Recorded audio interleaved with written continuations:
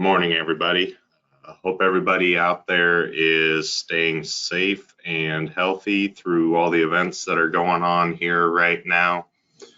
I know we've certainly made a lot of adjustments here at SDS2 and trying to stay in touch with everybody remotely has been a challenge, but we're making it work, making it through. So things are going relatively smooth, actually, quite surprising. Welcome this morning to everybody. We have our SDS2 2020 for Engineers webinar. For those of you that don't know me, my name is David Zabka. Been with SDS2 for quite some time. I'm currently the Western Territory Manager here, so covering about everything west of Nebraska in the US. So we're going to go ahead and hop into stuff here right now. I will take some questions at the end, so if you do have questions along the way, go ahead and use the little questions pane on your GoToWebinar panel that came up on the side. Type it in there, and I will do my best to answer all of those towards the end of the webinar here. So, got a lot of content to cover in a half an hour. Feel free to throw those up there. I'll go fairly quick, so you'll need to punch those in there, and I'll get to them at the end. So just a little bit about SDS2 for those of you that aren't quite familiar with us. So we are part of a Nemetschek group, which is based in Munich, Germany. Our headquarters are here in Lincoln, Nebraska. You know, our focus has typically always been the North American fabricators, and we are continuing to grow internationally, however, and do some expansion as well. We do have some sister companies you might be familiar with. Those include Bluebeam and RISA, among some others. And we do have strategic interoperability projects in place, and will continue to be a focus with those sister companies. So some of the SDS2 detailing strengths are, you know, cleaner drawings from the start, so they require less cleanup. Our steel connection design is unmatched. SDS2 detailers produce, on average, 40 tons per week, depending on the type of work.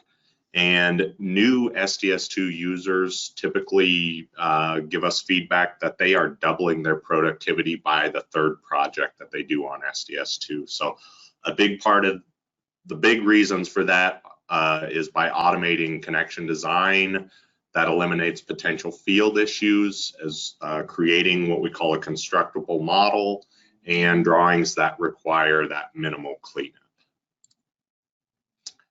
So some of the things that makes SDS2 fundamentally different, designing connections to AISC, CISC requirements, as well as fabricator standards increases your productivity. Fabricator standards, when we talk about that, that includes things such as typical flat bars that a fabricator may have in stock, doing things as simple as creating symmetrical shear plates so things can't be fabricated incorrectly, standard piece marks, edge distances, on and on and on. So with all of this, SDS2 makes it possible to offer connection design services that maybe you haven't provided in the past. Okay, so a lot of you maybe ask yourself, why do I care about connection design? What's so great about it? A lot of you maybe aren't even providing that service. So just to give you an idea of what a typical detailer workflow looks like today without SDS2, maybe a different detailing product, maybe it's just straight AutoCAD, could be different things. The workflow looks like this. So frame design is created by the engineer, pass that on to the detailer to create shop drawings. Okay, perhaps the detailer is given a standard schedule for simple connections. The problem with that is the schedule does not work for complex connections, moment connections, etc., and it does not consider potential issues that might arise because of additional framing nearby, maybe clearance issues, safety connections, fabrication or erection issues, all that. So there's back and forth on that, a lot of back and forth on that between the detailer and the engineer before things move into fabrication.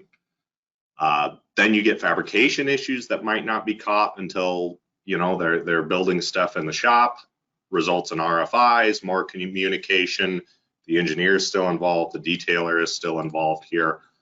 And then we get to erection or out in the field, maybe more issues are found in the field, resulting in more RFIs. And the idea here, the problem with all of this workflow is that just prolongs the detailing process, the engineer's involvement in that, you know, a long drawn out, lot of RFIs, things go back and forth. That we should be able to eliminate a lot of those issues and delays.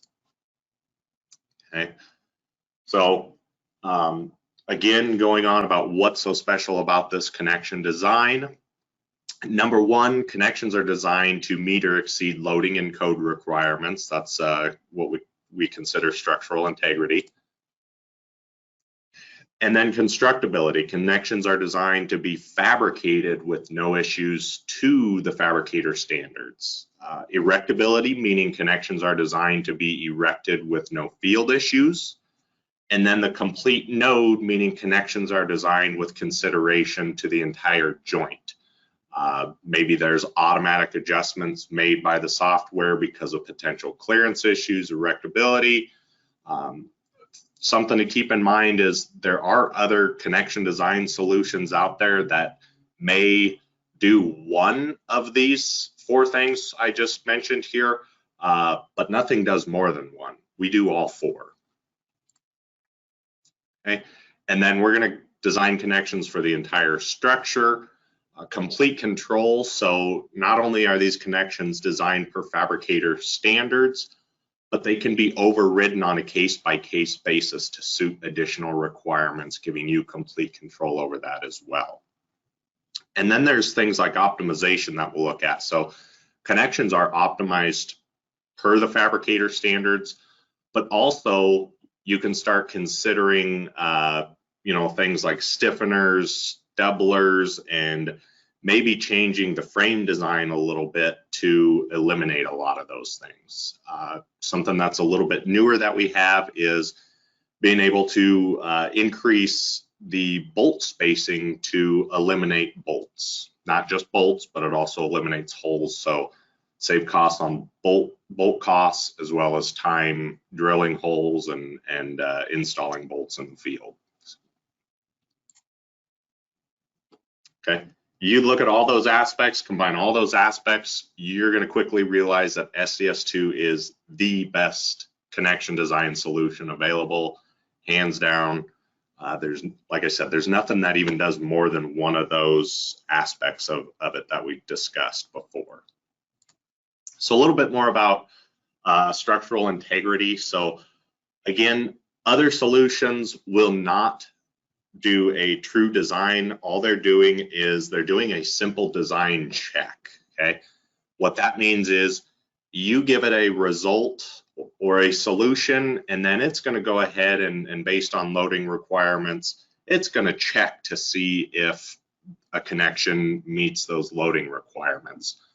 Whereas with SDS2, we're going to give it the loading requirements, and it's going to give us a solution as well as check and to make sure that that solution is good and meets the requirements. All others out there also are designing a single connection, meaning there's no consideration for other structural framing near that same joint. Okay. Again, constructability, a little bit more on that. So SDS2 creates the model as it will be fabricated, and the true 3D model environment allows us to ensure that constructability. Erectability is something that is completely unique to our software. There ain't anything else out there that does this, and it not only eliminates field issues, but increases the ease of erection to keep that project running smoothly. So there's a couple three pretty simple examples here that I'm showing on screen. The pictures are fairly small, but we might be able to see how we have that thinning of those bottom flanges to avoid clashes with bolts on opposing members, or maybe it's just the flange of the member that we're framing to that we got to clear a little bit extra. Simple things like coping the bottom flange to drop our beam in past a shear plate, or extending a shear tab out when we're using TC bolts to allow the torque gun to get in there and have enough clearance. So different things like that we'll see. That's just 3 examples of many, many, many different checks we do for erectability. And then again, that complete node, again, this is the biggest thing for erectability, designing the connections with all the framing members coming into that same joint in mind rather than just a one-to-one connection.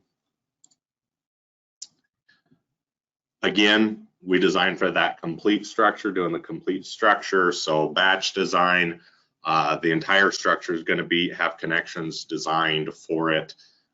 Depending on the size, it could be seconds. So, and then again, with all this intelligent automation and intelligence, you're still able to override the connections designed by SDS2. Even though we give you all this setup to dictate all the fabricator standards, you still on a case-by-case basis have control over those connections. So we talked about optimization earlier as well. Here's an example of that. So there's a picture on the left and a picture on the right. So the left connection is not necessarily optimized. The one on the right is optimized by eliminating bolt rows. So the way that's done is just by simply increasing the hole spacing where the weld may be the limiting factor. Could be a number of things. Weld is one example of what could be doing that. So the weld's the limiting factor, and traditional processes are just give me 3-inch center to center spacing and put the bolts all the way down. Well, we don't actually need that many here. So on the right, we've eliminated 4 bolts from that end plate alone. So also you eliminate 8 holes, 4 in the end plate, 4 in the column web. So you're saving money on bolts, but you're also saving time spent drilling holes in the shop, and you're saving time installing bolts in the field, and really results in significant savings. Okay. Another example of optimization here. We can consider connections in our frame design. So this example here, we've got a 14x43 column that we see on the right.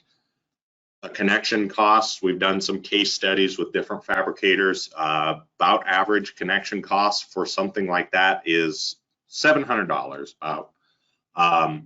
If we simply increase that column size to a 14x68, we can save over $400 on that one connection. Multiply that by however many are on the project, you can really start to see some significant savings there as well. There's no additional work to design or create connections as you're building a model. Our predetermined connection types for the framing situations are automatically created. I'm going to show you a video here that kind of demonstrates that. That way, when I get to the actual demo part, you're going to see that and understand that a little more quickly. Okay, so create a column, create a beam to create this model. Notice no additional steps to get a connection. The software knows based on what you set up that it wanted an end plate here, and it's designing that for the entire joint.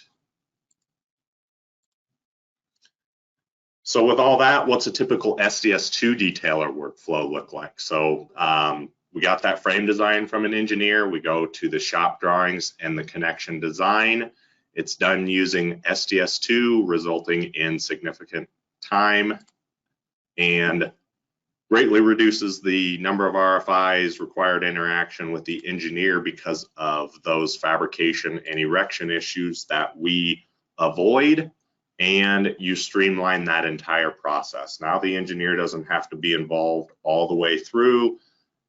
The detailer doesn't necessarily either, because of all those avoidable issues. So some of the benefits to everybody, reduced modeling time, increased productivity, reducing RFIs, on time, on budget projects. Everybody wins with this. Okay. I really like this slide.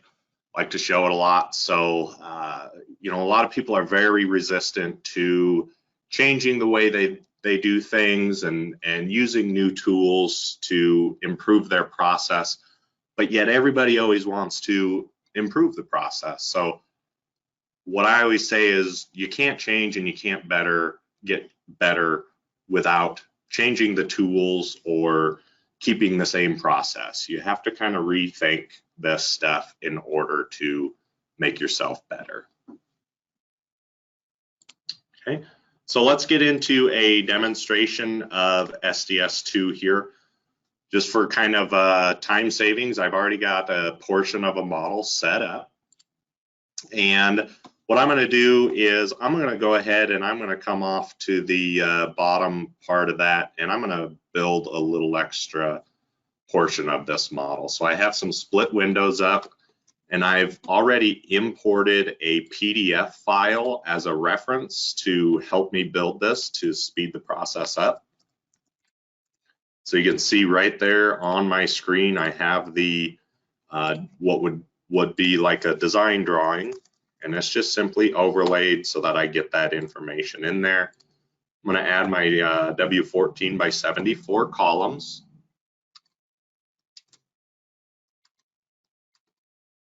You can see on the right in that isometric view how things are actually getting built as I go here.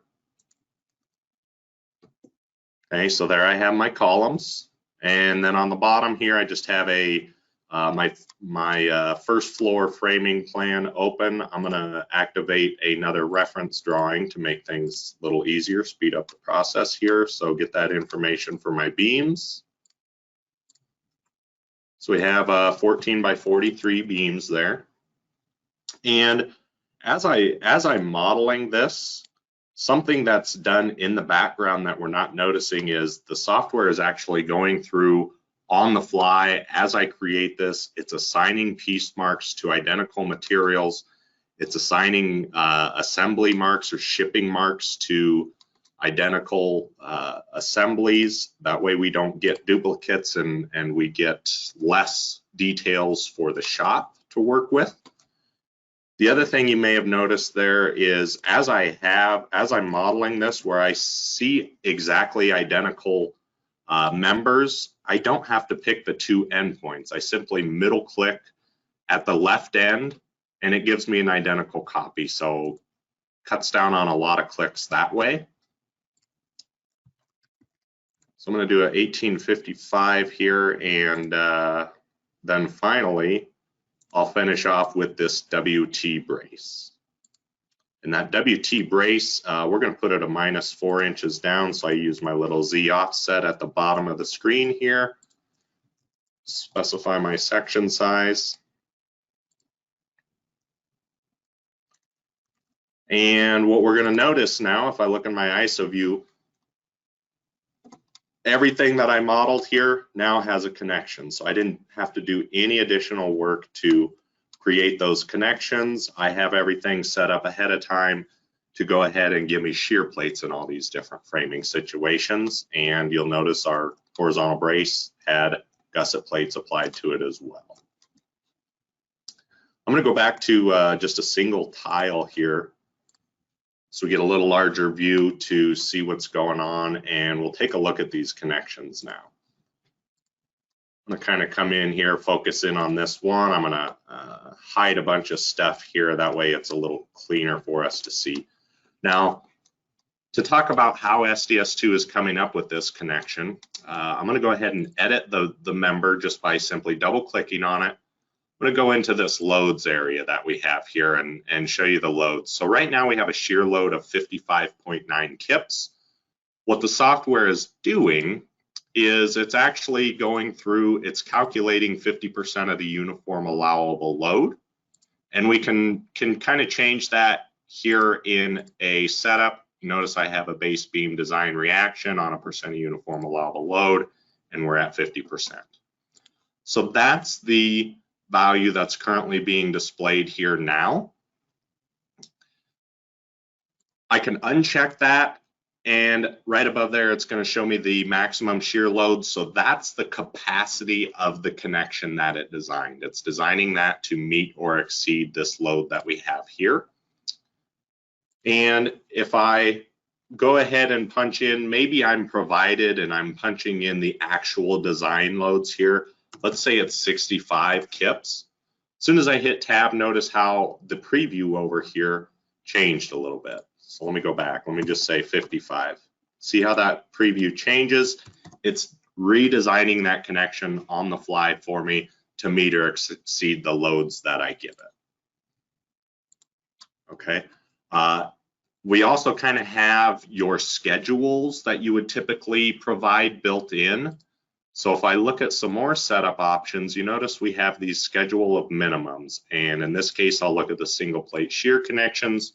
So based on the nominal depth of my beams, I give it a bolt diameter for the minimum, a minimum plate thickness, and the number of rows that I want. If you remember, this was a W18 by 55. So if we looked at 18, this is essentially going to be the starting point of the connection design that it looks to see if it meets or exceeds the design loads. And then if it doesn't, we can go ahead and add rows of bolts, increase plate thicknesses, things like that. So in this case, we're ending up with 5, and we got probably 1-inch diameter bolts just because of the loading requirements. And if we go ahead and look in here, I can hit the expanded calcs, and let me bring that down to my primary monitor here. So this is all produced again on the fly as I'm making changes and building this model. At the top, we have our section properties. And then we come down here, our left end and our right end, basic information about where we're at, elevations, our loads that we have applied there.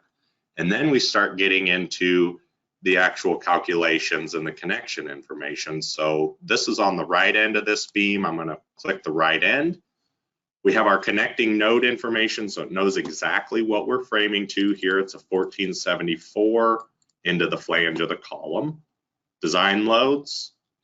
And then we have our connection details, so plate size, weld size, bolt size, all that. Finally, we get down to the our limit states. So we have our different limit states on the left-hand side here. Our calc number that would apply to or correspond to the cover sheet provided by SDS2. We have the result of that, and then we have the AISC reference where we're getting that information and coming up with that. If we want to dig even deeper in here, so maybe we want to take a look at the limiting state here, which is 74.5 kips, that's plate net area. I can click on that, takes me right down to all the longhand calcs and shows me the exact values and formulas it used to come up with that result. Okay. The other thing we can do is we can simply tell this connection that, hey, don't use a 50% uniform allowable load. I can come up here and tell it to give me a minimum setup connection. So what that means is if I set this to use a minimum setup, it's going to go ahead and give me the minimum connection from that schedule I showed you, and then it's going to give me the results. So now you can see how we only have that 3 rows over here in my preview. And if I look at my loads, we're now at 32.9. So now what it's doing, it's giving me minimum connection, and it's reporting to me the capacity of that minimum connection. Again, all those expanded calcs that I just showed are run in the background, and you still get those as well to back up that information. I'm going to go ahead and turn that back to automatic. And the next thing I'm going to do is we kind of looked at this, kind of see how that's working a little bit. So we have simple shear connections into the web of that column. This is a pretty standard connection here. What I'm going to do is I'm going to go ahead and apply a moment connection to the end of this beam. So I want a shear plate, and then in my moment, I want a welded moment connection. So we'll be field welded. Again, you can see that preview's updating for me. I'll go ahead and hit OK, show us the results. Okay, so now we get our welded moment. Backer bars, if we choose to have that, all the welding information is in there. If I were to look at this, all our weld preps are the same as they're going to be needed for fabrication. We also notice now our connections in the web have changed a little bit. So the software is seeing that, and it's doing checks to see if web doublers, flange stiffeners are required, and if they are required based per the loading, it'll go ahead and add those. Then it checks to see, all right, are the connections in the web going to be able to be erected this way? If not, because of these doublers and stiffeners, it goes ahead and makes that automatic adjustment to extend that out past the flange, and then we get the extended configuration we see here in order to help with erection. If I did have different loading requirements, I can go into the loads. Maybe the loads provided here, maybe it's only a 75 kip foot requirement. Notice when I do that, now those doublers and stiffeners aren't required. So something as simple as just providing all the actual loading requirements from the design and allowing the detailer to punch that in is going to result in lot more efficiency with connections. Again, all of our calcs are still ran for that. My calcs keep coming up on the second screen. You know, all that same information in there, but if I hit the right end, we get back down to our connection information, our limit states. You're going to notice here now we have some of these different checks for our column web crippling, moment strengths, different things like that. And again, if we want to dig down deep into that, we can hit that and view all the formulas and longhand calcs there.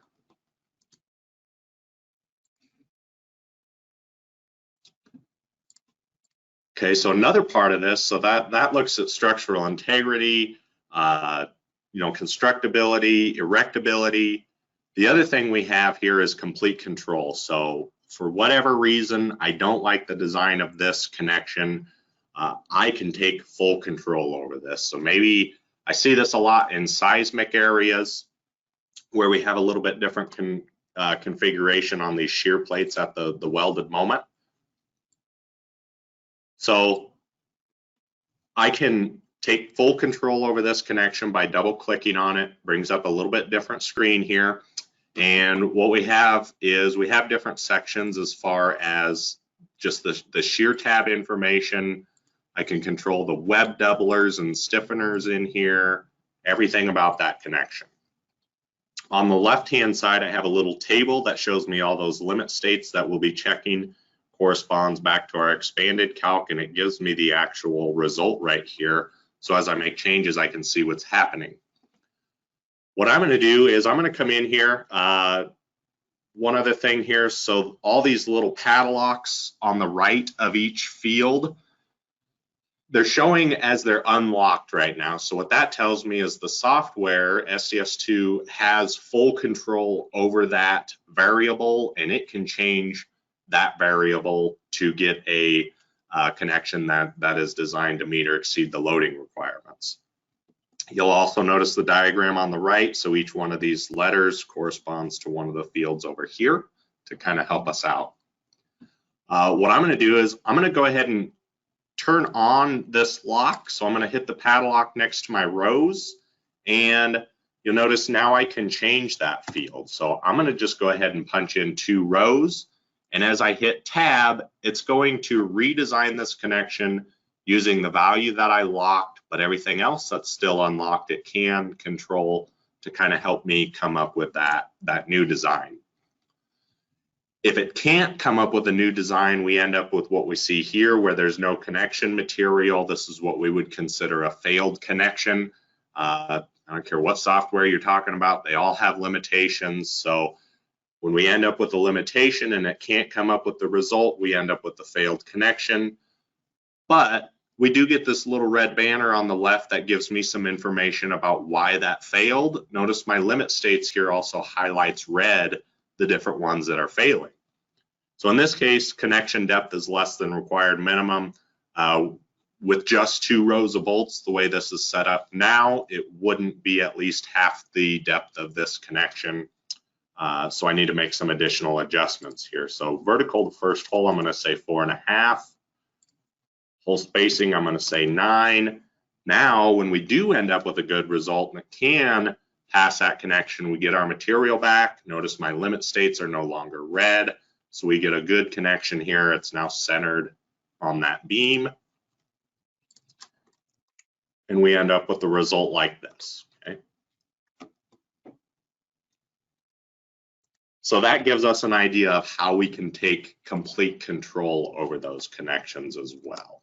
I'm going to go ahead, and what I'm going to do is I'm going to copy the rest of these beams up to a couple different floors. So I'll do a copy members.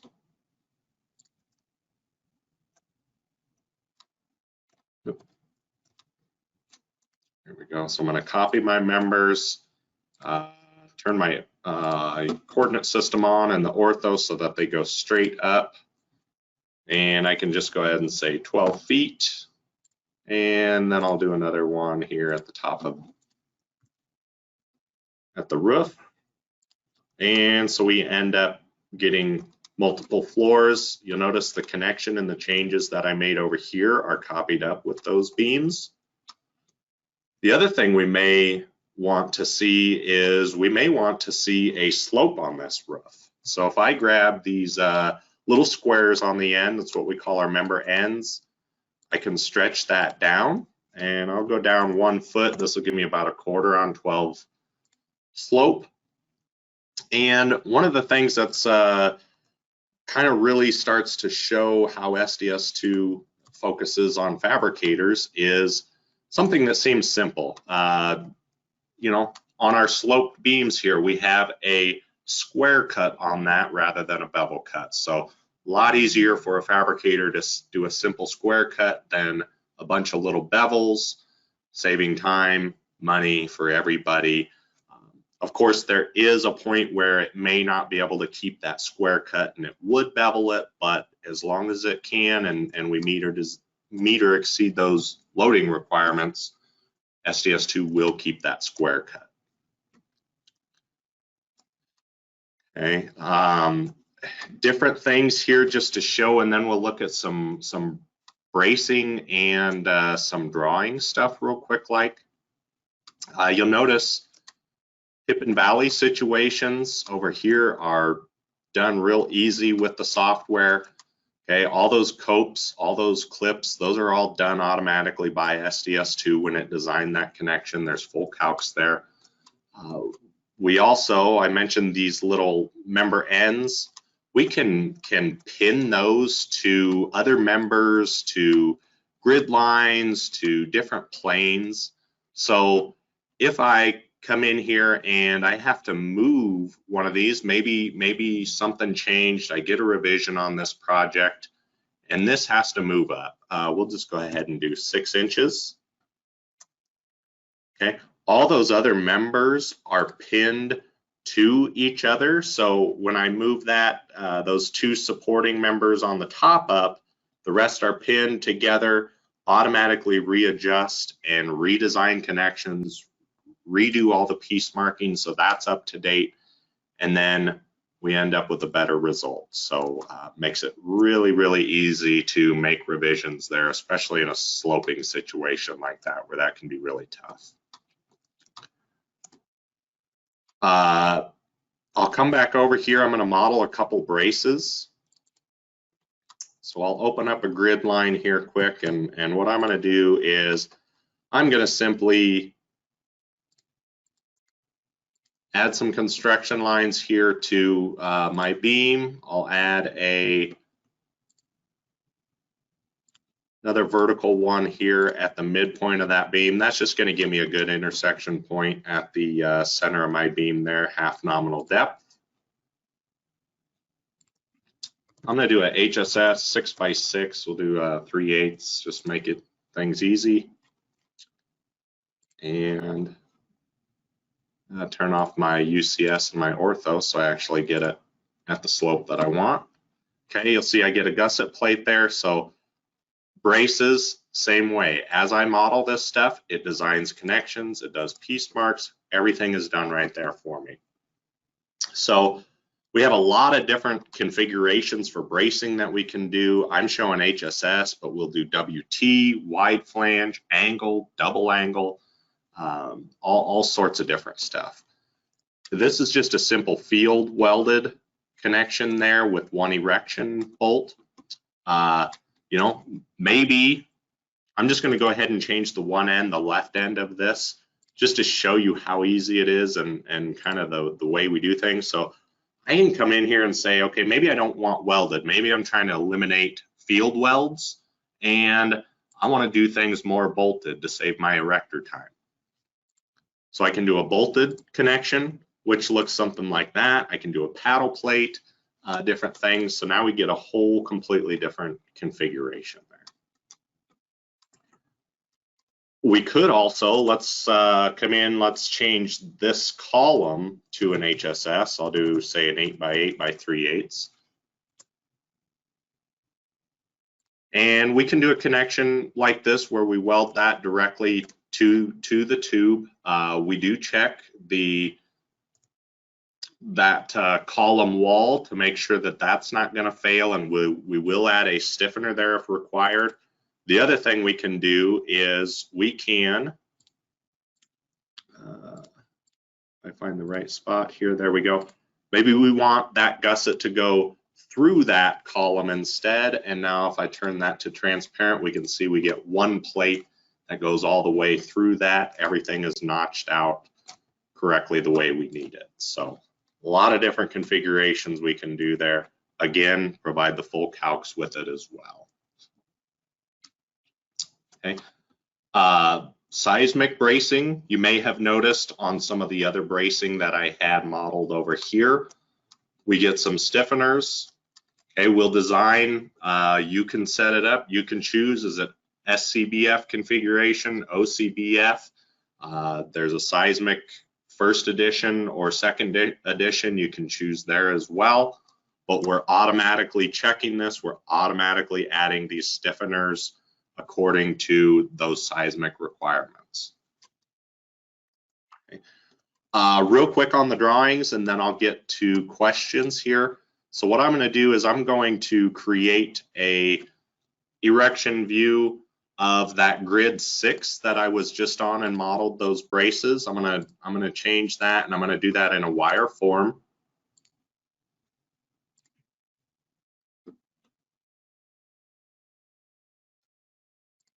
I'll open that drawing.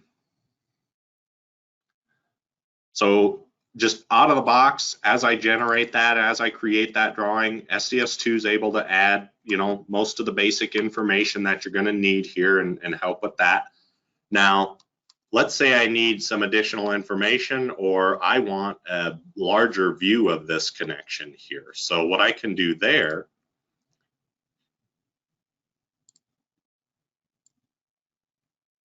I can just go ahead and grab that area, give it an annotation, how I want that to be called out. I'll set my scale, and I'm going to set, change the character height a little bit here. So what that's going to do for me is that is going to go ahead and give me a little bit of a blown up detail there. So I get my call out on there. I get my detail view. Now this is a separate thing that I can come in and add additional information to that. So if I open this, now I can start creating my standard sketches, my different detail sketches, get rid of information on this that I don't want. Pretty simple to manipulate all of this. And then maybe if I want to go ahead and add some basic information in here, okay, so Dimensions, pretty easy to add dimensions on there. I can resize this box so that it includes more of those dimensions. I could scale it up if I need even larger. I probably should have in this case, but we get the idea. Now it's easy enough also to come in here and I can grab that plate and I can just get some basic information on that plate, including the material type and the size. I can include the piece mark if I want. In this case, I'm going to go ahead and just get rid of that. Run that same tool for bolts and such as well to get my bolt information on there also. So, okay. Once I save that, all this information is linked directly back here, and that drawing updates for me automatically to get that information on there. So, quick, easy way to get my detail sketches. And then finally, just to give you an idea how easy it is, if I just grab a column here, I can tell it to show me that detail and create that detail. So this is going to be my fabrication or my shop drawing. It's going to provide a full bill of material for me. And what I'll show you here, this is just simply out of the box. You know, there's a ton of different options to manipulate what information we get out of the box and how that drawing actually appears. But this is kind of what we just provide standard for you. So again, full bill of material, as we can see there, every piece of material needed to build this piece in the shop is there. Okay. That's what I kind of have for everybody today. I will turn it over to questions. And again, there's that little pane on our GoToWebinar toolbar that popped up. If you want to put it in the questions pane, I will go ahead and answer that. Looks like we got at least one.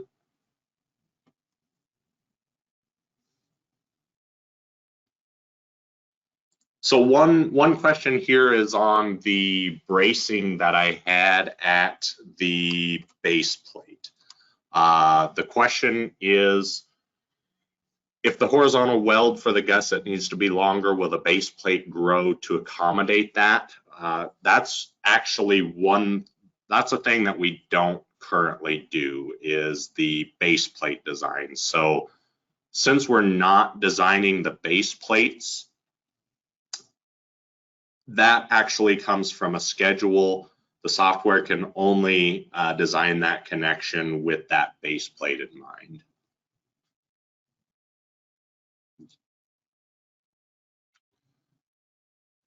And then here's another question. So can you change connections globally, say from a shear plate to end plate for all beam connections? It's another good question, just to show you. So as I mentioned, the software actually lets you set this up, and the way we do that is using what we call an auto standard connection, and that just gives you this little chart here. So say I'm framing from a beam to a column, and if I go down to my wide flange beam to wide flange column, let's do a flange perpendicular. So you can see here on the right, it's set up to give me a shear connection. If I go ahead and modify that to give me an end plate, okay, and I'm just going to go ahead and grab the members that I modified here, and I'm going to tell them to update to my new setup. What we'll see is now when I have a beam framing to a column flange, we'll get end plates now. We still have shear plates into the web because I didn't change that framing situation, but we do in the other framing situation where we're framing to the flange. Okay. So another question is, are you able to add point loads along a member? So that question is not necessarily something that applies to the connection design. That's something that you're going to do in your analysis software when you're doing the member design and the member sizing, and then that should translate your information to the end reactions that are required to design the connections.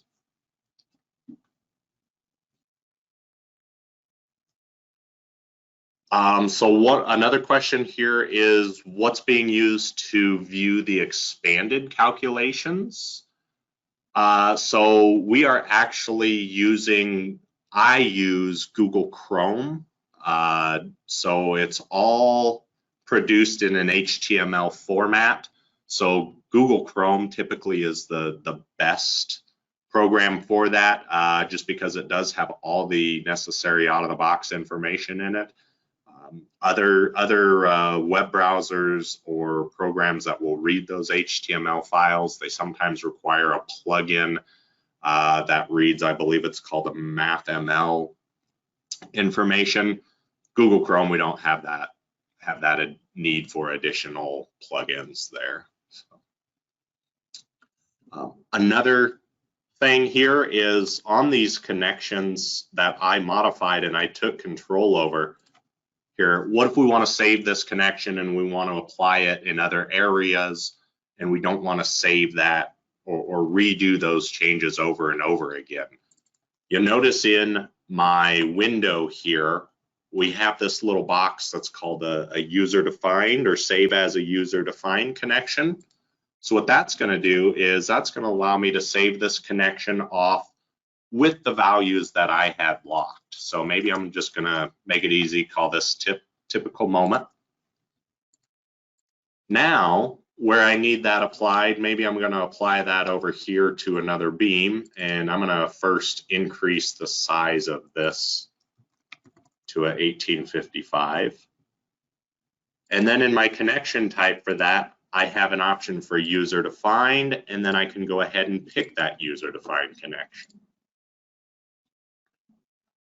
This is a benefit of all of that kind of piece marking on the fly that I discussed. So since everything is always kept current with the piece mark, we can also do things like this change all. When we make changes, it will recognize that I have 5 others that are exactly like this and ask if I want to change them all, and it would. In this case, I'm going to say no, because I just want to change this one. And now you'll notice we get that moment connection. I'd have to make some adjustments to our connections in the web there, but now I don't have to make all those changes individually. I can save those off as that user-defined connection and do it that way. So,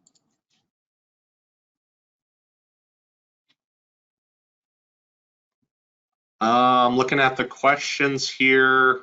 So one has to do with the bill of material. I closed my drawing. Let me open my drawing back up. So this question is about the information listed in the remarks box. So if I'm looking at my bill of material information here, I believe the question here is asking if we can remove this S1E information. So the S1E means square cut one end is what that means to communicate that information to the shop. And all of this bill of material information can be changed. So this is kind of just almost like an Excel spreadsheet. I can just remove that information. What's nice about it here is it tracks that information as well, whether or not the user changed that or the user added something, so on and so forth. That way, the next time we have a change and we have to update this drawing, it can keep those changes that the user made as well. So yes, we can remove and modify information in the bill of material as well. Now, that's not necessarily best practice. Anytime you need something changed, I always suggest doing it in the model, and then that forces all the information downstream, whether it be to CNC, to MRP softwares. It's all pulling from the model, and we want to keep that model up to date to keep our downstream information accurate as well.